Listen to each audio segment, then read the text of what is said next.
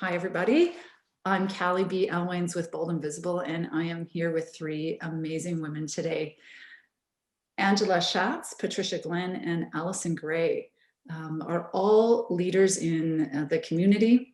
They're entrepreneurs, they're creatives, and they are graduates of the Bold and Visible It's Time to Get Visible program, who are about to get on stage and share their stories, their personal stories with the world. And you guys, I'm so excited to have you here today. We've been out of our group for a while now, and I miss you. I really do miss you. We really create I don't know, a really special, deep container together. So we're here today to talk about our story. We're here to talk about why now is the time. Like, what's the urgency? What's happening right now that's causing us to really want to step forward, to own our presence, to actually take full sovereignty inside of the leadership we're here to give the world, because we're here to do something. And right now, there's just this change and there's this urge. So I can't wait to talk to you about that, but I'd really love to just do some quick introductions. So, tell us a little bit about yourself and why you were inspired to join the community, Bold and Visible community. Let's start with Allison. Hi, everybody. My name's Allison. I've known Callie for a few years now through another organization. And I kind of jumped into Bold and Visible rather blind, actually. Didn't know an awful lot. I think I might have joined the day or two before the cohort started, just because I was intrigued. But my background is in leadership. I've been leading the university's downtown campus in Calgary for about 10 years now. Prior to that, I was involved in managing regional shopping centers, economic development, some volunteer stuff with a charter school. So I just kind of felt that there was just a little something extra that maybe was missing that I needed to wrap my head around. And so I jumped in with both feet. So that's me. We can talk about probably a little bit about what we learned along the way. As Callie knows, I was probably a little bit uninformed about what I was jumping into, but hey, it's all good. Oh, I love it, Allison. You are a brave woman. A brave woman. Allison is an amazing leader, which is really brought forward in the story she is going to tell on stage. She's a PhD. She's a woman with a journey, and I'm so excited about the story you're about to share, Allison. So amazing. Great. Who'd like to go next? Hey, I'm Patricia Glenn, and I also have been in leadership for some time, and over the last 3 years joined the Next Institute as a partner, and we are a leadership development management consulting firm, and we are about to launch a new offering, the Next Learner Space, which will support enterprising youth in discovering their unique offering to the world. So that's an exciting thing that we're about to launch. And during all of this, I went through a challenging situation a couple of years ago, which led me to realize the value of vulnerability. But because of the situation, I had actually closed myself off, and I discovered the Bold and Visible program, which years ago, I really had no issue with being visible and was quite out there in the community as a leader. But I had gone to a place where I really didn't want to be out there, and I had lost some of my spark. So by becoming a member of this unique program and this beautiful cohort, I've really had the opportunity to work with all of you to become more bold and visible, and to find kind of that alignment with myself and put myself out there more. Beautiful, Patricia. I love it, because we're always going to a new level. And sometimes the leveling up, we take a step back for a moment, right? But really, you just stand forward so strongly, like your presence and who you are and what you're up to. And I think I had a discussion earlier today about the risks that we need to take. Mm-hmm. the risks to really be who we are and to stand forward. It is taking a risk. And so, yeah, to be able to do it together and in practice, amazing. Angela. Hi, my name is Angela, and I am an IT professional. It's been a while since I've been in a leadership role within IT because I stepped down, and I like being the doer. So I stepped down from my leadership role and love being the doer. But given the challenging times of 2020, I decided 2020 was the year that I'm going to invest in myself. And hence why I joined Bold and Visible. And yeah, it's been an amazing experience. And yeah, you need to try it to truly understand it. I'm glad to be in the presence of beautiful and intelligent women. And yeah, it's just such a powerful experience.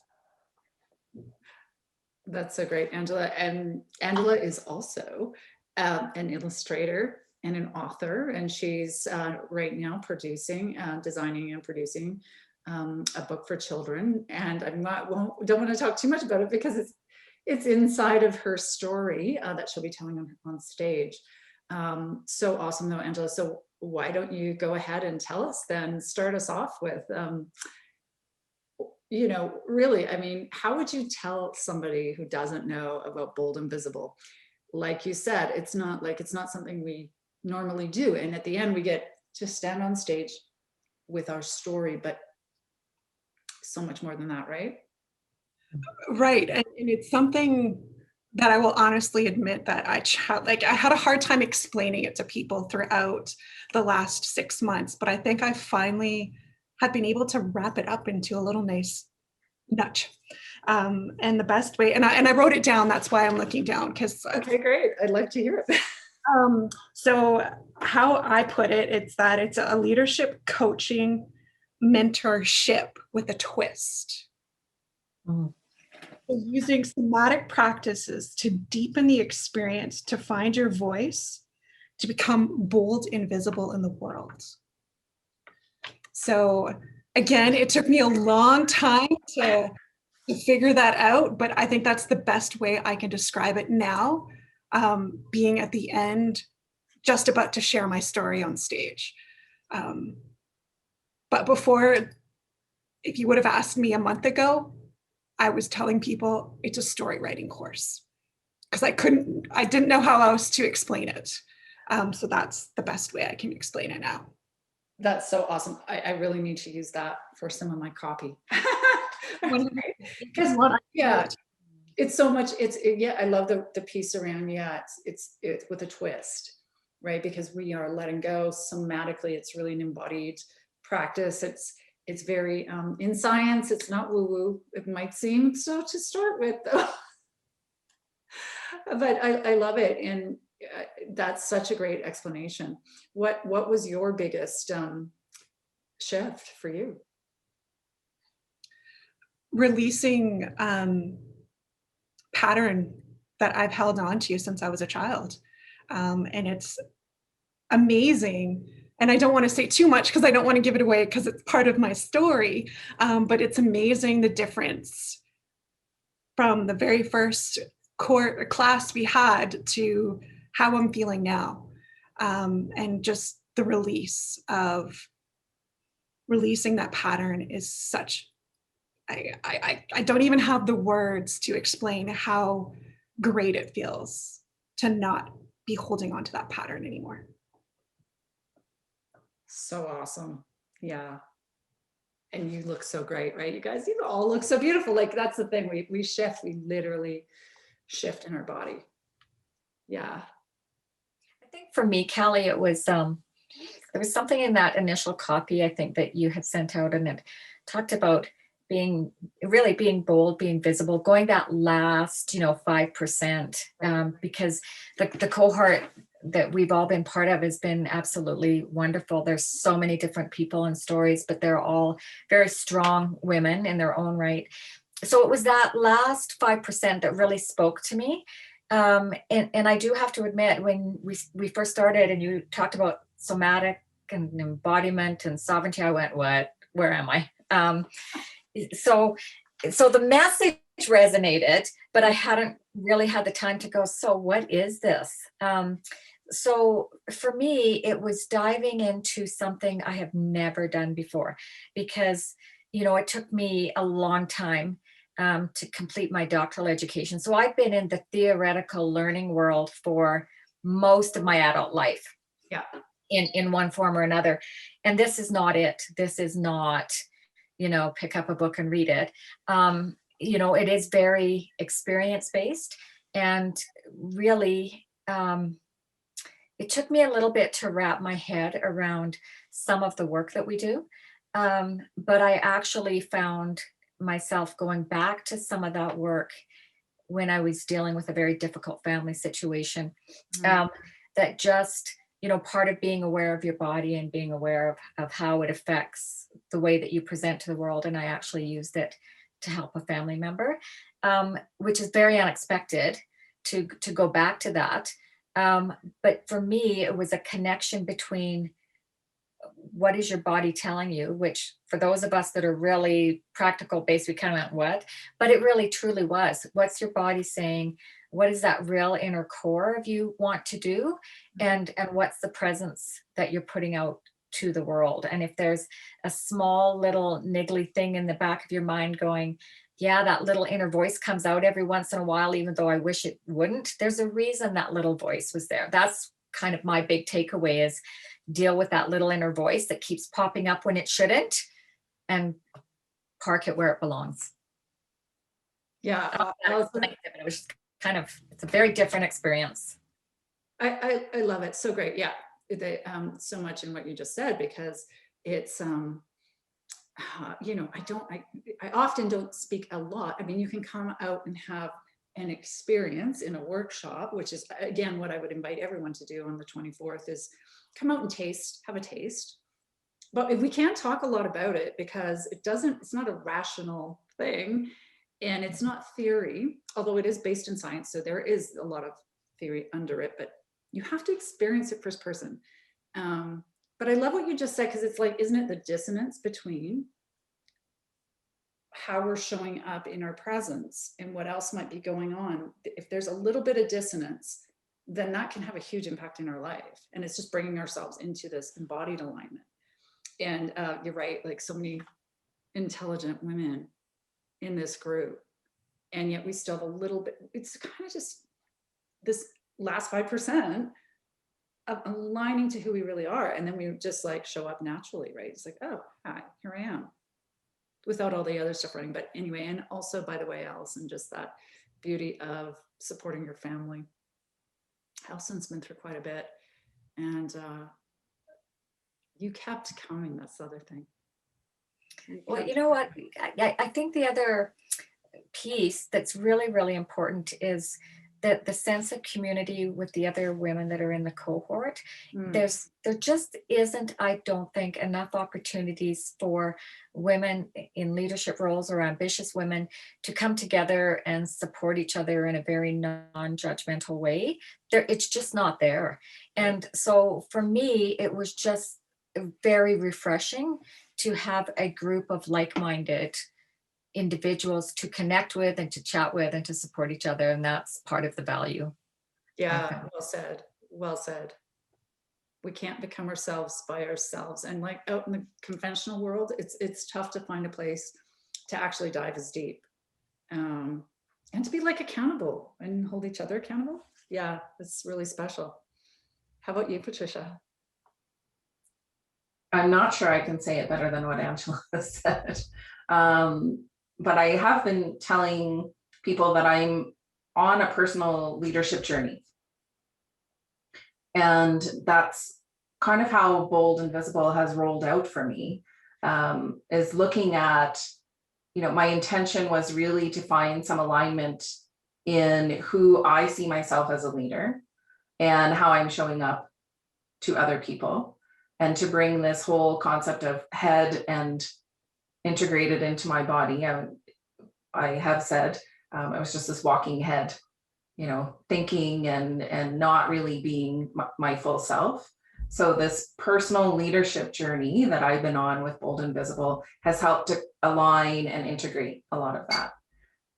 And I agree with Allison. I was, in my previous role as an executive director, really bemoaning the fact that I didn't have a lot of peers doing what I was doing. And I was finding it challenging to go it alone and not have that support. If I did engage with a group of women leaders, I found it was a lot of networking, Right. and not a lot of support. And that's what I found here. Yeah. Mm-hmm.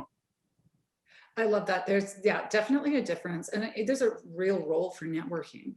For sure. Right? I mean, we know that. There's a real role for business groups of women and all the conventional stuff. But, this is a place where we need a space where we can just take it all off. I mean, let's talk for a minute about it too. Be radically self-responsible, right? Radically, no blame, no look, and holding each other accountable, yet being in witness. There's something deeper. Anyway, I think at this point in time, I feel we're called to something more substantive, different. We're up to something different, right? I know each of you are actually stepping forward. If you're already on the path, or if it's just about to come, it's cultivating. It's like the seedlings in there. We're all shifting. So we need something more than what's out there right now. I think I said this on another interview, but I feel like I get nourished so much in this process. Like, it's kind of selfish. I get to be surrounded by amazing women in a container that's holding each other up this way. Mm-hmm. I'm so curious though about this piece around radical self-responsibility, because we're in an era right now where there's a lot of polarization. There's a lot of blame and victimization, and some of it understandably so, but we're in this kind of persona of this, a group persona of it. How was your experience, do you guys, around this? Because we take this on, right, in this work we do. Yeah, I think for me, there's a risk of being over analytical about my role in things, and then criticizing myself for it, and taking on too much of the responsibility for anything that's happened. And what I've learned to do is kind of let go of, there are some things that you just don't have control over. I love your quote, Callie, of you cannot think your way out of something you didn't think your way into. And so I spend a lot of time in my head analyzing everything that's done. And this has allowed me to accept who I am, flaws and all, and say, yeah, that's how I showed up in that situation. And I'm going to forgive myself for it, or accept myself for it. And I'm also going to forgive and accept the other person.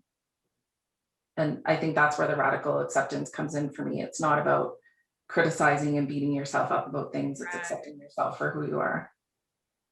In fact, that's kind of part of the process, is this really generous, by the end of it, we actually do become our own hero in a way, right? Mm-hmm. For myself, it was about taking a different approach. So many years ago, I once said to a colleague, I don't do vulnerability. I've said that too. Right. And as a leader, and as a strong woman, what's wrong with being vulnerable? There's nothing wrong with it. And again, it took me the last 6 months to really realize that there's nothing wrong with being vulnerable. To me, I think it's more powerful to be vulnerable, to show weakness. You don't always have to be strong. And I think, and maybe that's the way I was raised, is that, I'm a woman, I have to be strong always, but I don't. And there's something so powerful with that. The fact that I'm sharing a story in 3 weeks that I would have never shared in front of anyone. That feels so great. Like it really, it's actually feels like freedom, not the opposite way around. Yeah. Yeah, 100% freedom. I think it also gave us, or at least for me, speaking for me, it gave me an opportunity to actually voice what has been in my heart for a long time. Because you kind of feel like, well, maybe I shouldn't presume that I can do that, or I could be, out there in this type of position. And so, like for me, I came into it with an intention that we all stated at the beginning. And then I haven't gone and looked at the video, but I remember what my intention was. Yeah. And the intention hasn't changed. But I think for me, what has changed is I know my intention and I know it aligns with what I want, what I'm capable of, and I'm not afraid to say it. And it's not like I was afraid before. There was just like a little something. And the story part of it, I really loved. I just remember watching some of the stories initially going, oh, I can't do that. Like there's no way I'm going to be able to memorize that. But you can. But I think for me, the process that I did was I started big and kind of funneled it down, and I wrote down all the different things that impacted my life along the way. And it was amazing when you look at all of the points, the path is the same, like the path is just going, it's leading you there, right? You kind of look at the highlights and you go, well, of course, this is what my intention should be. And for me, it was just like, it's not that I didn't see it before, but it is like really crystal clear for me. And I don't apologize for it. I can look at it now and I go, Yeah. yep, this is my story and this is where I stand and this is where I want to go. And so be it. And you really come out of it going, that last 5%, I know my value. There's no doubt at the end. What's so cool about that too, Allison, is like you're describing the little, like, you're a highly accomplished woman with this little bit left. And it's just this little bit, but the little bit is a lot. The 5%, the little thing is huge. So not only do you own your story, you know your value in your bones, it takes you over and you're not afraid to say it, but it's actually what attracts people to you because they get to see you. Just like Angela, you talked about the vulnerability. I love it that statement led to a discussion of your story, because everyone at the end is like, oh my God, like Allison, Patricia, Angela, like, I feel like I know you. I was with you the whole class, but your story now, I really know you. And it's what causes others to really see what's under your leadership, why you're doing what you're doing. And it also, like, doesn't it kind of, I talk about speaking yourself into existence. And it's kind of, one of my mentors taught me that. And it's one of these things where when we bring it all together, it starts to make sense. Like Allison. Okay, by the way, Allison's story is amazing. Your delivery of your story, Allison, because that's part of what we do, is we really step into the presence of our story, is amazing. So it's so funny how at the end, you got the whole package, even though you looked at it and thought, can I do that? Yeah, it's truly amazing.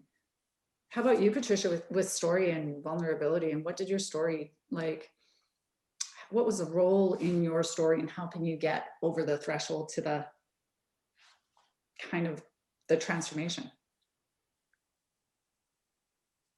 Yeah, so my story, I knew what the story I wanted to tell was when I came in. It was there. I had to excavate it a bit and really get in touch with what my transformation was and the feeling of the story. It was all up here. I got in touch with it here. Yeah. And what sharing the story has done for me is it's really released the tension that I was holding around. Do I want to share this? Yeah. Is this story valuable? Am I valuable?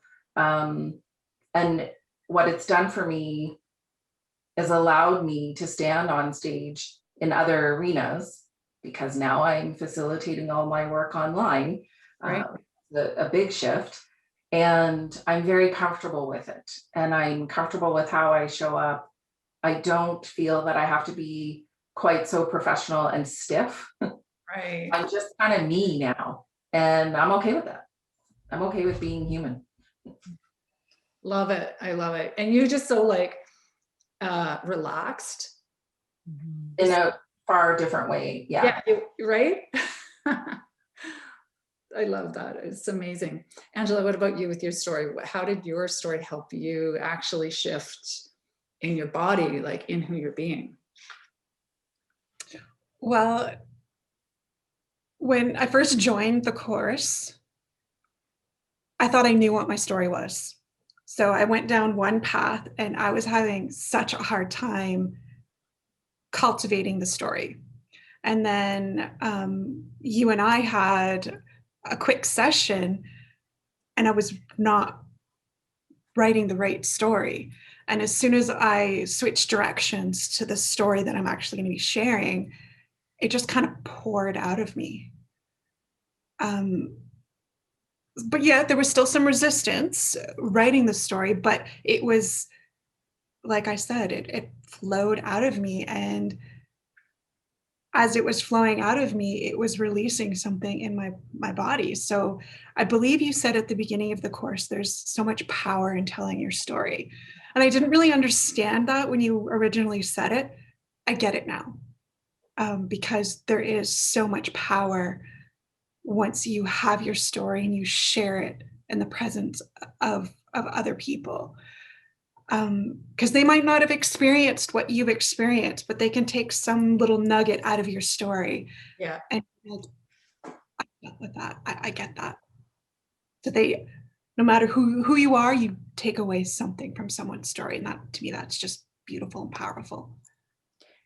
I love it. This is where I really feel that, in all the polarity and all the dissonance in the world right now, the one place where we can come together and really feel our shared humanity is our personal stories.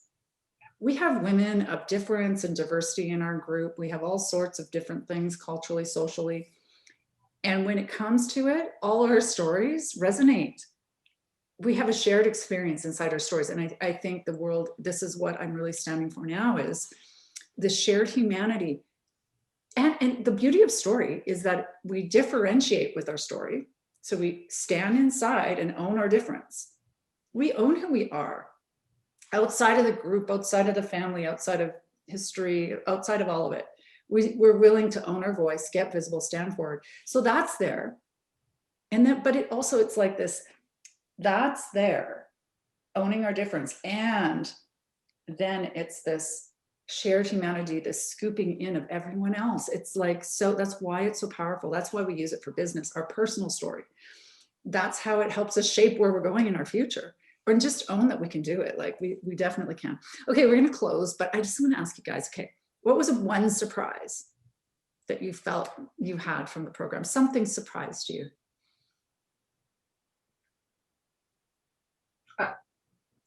For me, I think it's been the whole integration. Okay, great. Yes. So I've done many things, whether it's a master's degree or therapy or yoga therapy or different programs throughout the years.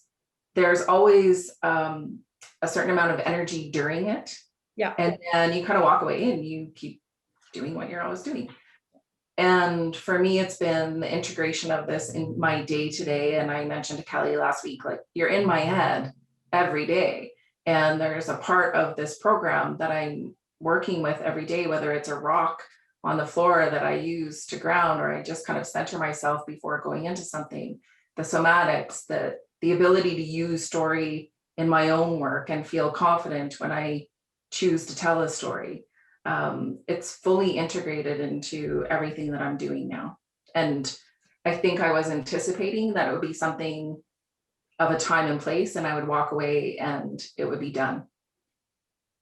Yeah, that's great, because I also feel it integrates all the other stuff we've learned right up to this last point. Like the last 5% is also integrating everything else. Yeah, that's so awesome, Patricia. Yeah, it's part of your life. Really great. Really great. What else? Who else? You know what? I'm going to have to say that for me, um, there were some elements of leadership presence that we spoke to that if 6 months ago, if you would have talked to me about it, I would have gone, excuse me, what is this? But I probably did say that, but it actually makes a lot of sense because we spoke a lot about how do you show up. So there was a theoretical framework for that, but it's talking about, are you red light, green light? Are you, the wind, the air? And when you hear it, you kind of go, oh Lord, what is this? But what's surprising is that when you sit and really think about it, you kind of go, oh, I can think back to a situation and you go, well, no wonder it went off the rails because I probably contributed to that because of not just, it's not body language. It was just, there's just something that I can explain about how do you show up. And I'm going to pick up on Patricia's thought is that Callie, you will be in people's heads. And that's a good thing because I do find that even, when you talk about internalizing something, I have been reciting my story in the shower. I'm doing it when I'm driving, but part of it is that whole notion of what was my intention, and it's there. It's always there now. And I know you've talked, Callie, about sometimes we might regress a bit, then you bring yourself back, and it's really owning what was your intention and internalizing it. And I think that's the power. And if someone's going to take this course and not show up or not do the work, then it's a waste. But if you come into it and kind of go, I don't know what this is, but I guess I'm going to try, that's when you'll get something out of it. Otherwise you won't. Well said. That's so, so true. You can't skim by. It's not one of those theoretical things. You have to do it. Yeah. Yeah. Even when you think it's crazy. Gotta give it a try, right? Yeah. Great. For me, I think I got out like so much more than I was anticipating. I truly thought when I originally started the course was just to come out with a brilliant story and to be vulnerable to share the story. But I've gotten way more. Yes, I got a beautiful story to share, but I've gotten to know these amazing women. So, this community to rely on, so many tools in our toolkit to use in various situations. And yeah, again, the best way to describe it is the last 6 months have been life-changing. And yeah, I've read all the leadership books and done all that other work, but this is such a unique experience that you can't get it from just reading a book. You have to truly experience it and put the work in to get out what you desire, essentially. And to have you as a brilliant leader to lead it has been an amazing experience. So thank you for your guidance. It's been, an amazing experience. No, you're so welcome. And I cannot wait to see where everybody goes. Part of what you just said, Angela, is the community. And really it's about building a long-term community. So it's not like this is a course you take online and then you just go away and right. It's a community, and the women, they stay connected. We stay connected. So you're going to see women coming to the monologues and out to the events that we hold in the community that have been coming out and been coming out and been coming out. Some of them have taken the program and stood on the stage themselves. Some of them haven't. It doesn't matter. They're part of a community, and it's a community of depth. So each of you, you'll keep your friendships you made, by the way. It's just how it works. It's just how it works. It's so beautiful. And I get to keep making new friends and going deeper. It's awesome. So I just want to encourage everyone who really feels called to the next level of your life, if you're a brilliant woman who's already accomplished and who really, you've read all the books, you've been on the mat, you've been in practice, you have credentials, but you want to get to the next level. You feel there's something more. It's the last 5% that Allison was talking about. You want to get in a group of women who are, up to big things, then come on out and just have an experience. Listen to these amazing stories. I mean, you can't, you guys have all had the experience of hearing each other's stories. Even if you hear them multiple times, they're just amazing. So April 24, Saturday morning, it's a free event online, of course, during COVID. I can't wait to be with each of you with your stories. We're getting great response. And even though it's virtual, it's still an amazing threshold. And of course, we will have a live stage when that can happen. Thank you so much, sisters, for your witness and your love and being who you are. Thank you. Oh, thank you, Callie. It's been a Yeah. great experience. Yeah. Of course, it's my pleasure. Okay, and we'll see everybody April 24.